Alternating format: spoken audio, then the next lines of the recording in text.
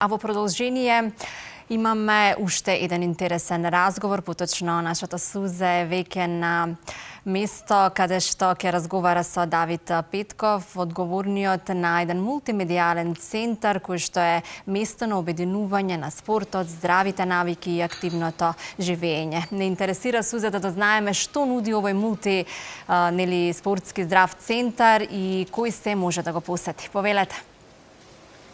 Така е, Оли, повтор пат добро утро за нашите гледачи и за сите вас во Алфа телевизија. Да, јас првото утринско кафе си го испланирав уште од вчера, да го пијам во еден прекрасен нов простор, овде во срцето на главниот град, поточно на местото каде што порано се наоѓаше музеот на илузии. Овде се отвори еден мултифункционален спортски центар, каде што паралелно за еден краток временски период можете да завршите многу работи, а со сето тоа и да работите на вашиот здрав животен стил. Со мене е Давид Петков, одговорен за се што се случува тука. Давид, добро утро. Добро ве најдов, мило ми е што ве гледам. Честитки и искрено посакувам ова да биде врталиштето на многу луѓе кои што одлучуваат да прават здрави и добри промени во својот живот. Што се имате тука на располагање? Овака, ова е мултифункционален фитнес центар кој што мислам дека е првиот фитнес центар во Скопје, може и пошироко, каде што на едно место буквално имате се во центар на Скопје. Тоа значи една комплетна фитнес приказна од вежбање, здрава храна, спа, масажа, бодискен анализа, индивидуални планови за исхрана и се останато. Се со цел да би се подобрил квалитетот на луѓето и да можат луѓето да функционираат многу подобро и поквалитетно во текот на денот и во нивниот живот, секако се разбира.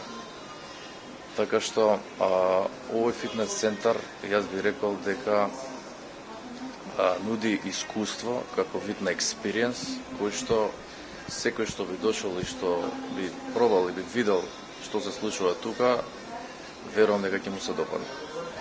Секоја чест, какво е искуството за првите месец дена?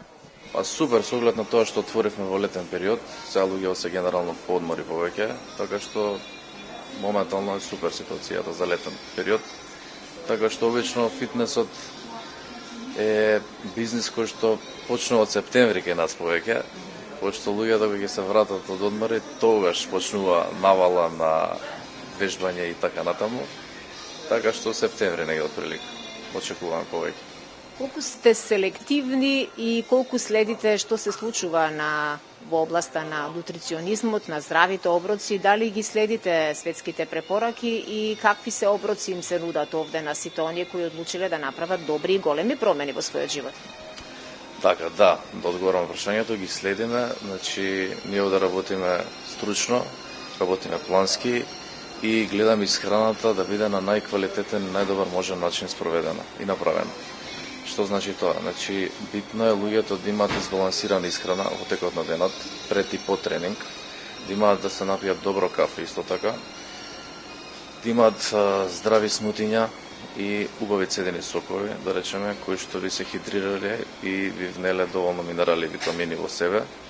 И исто така избалансирани оброци од типот на салати, врапови, багети, кои што имаат доволен број на протеини, доволен број на хидрати, мал процент на шекери и така натаму. Предпоставувам дека имате и пакети, разноразни пакети кои што се атрактивни и достапни за секој еден потенцијален корисник. Што е се од тоа најинтересно за да го понудиме? Овака, сите пакети се интересни, само зависност цената. Цената е разлика од пакет до пакет.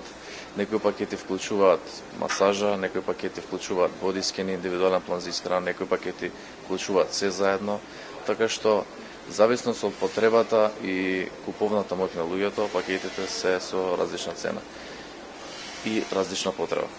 Кои се поупорни, мажите или жените, кога станува збор за промена? Од денес одлучувам да направам добра промена во мојот живот. Па јас би рекол жените се повеќе.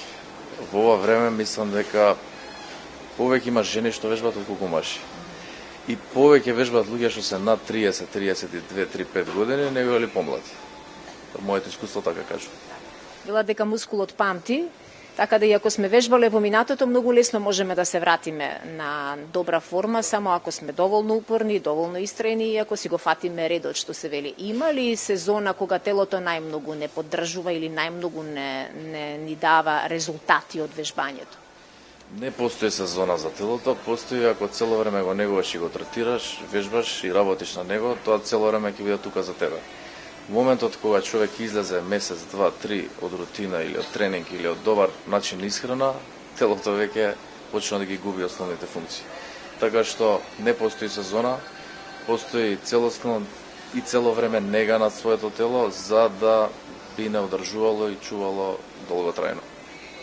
Постои ли старосна граница до која возраст е препорачливо да се вежба и кој е вашиот највозрастен член кој доаѓа да вежба?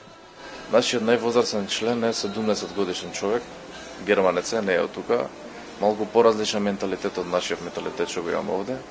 Така што овде ретко гледам некои луѓе што се на 60-70 години да вежбаат фитнес, на сериозен фитнес. Додека пак сега искуството што го имаме со германецов, тие вежбаат.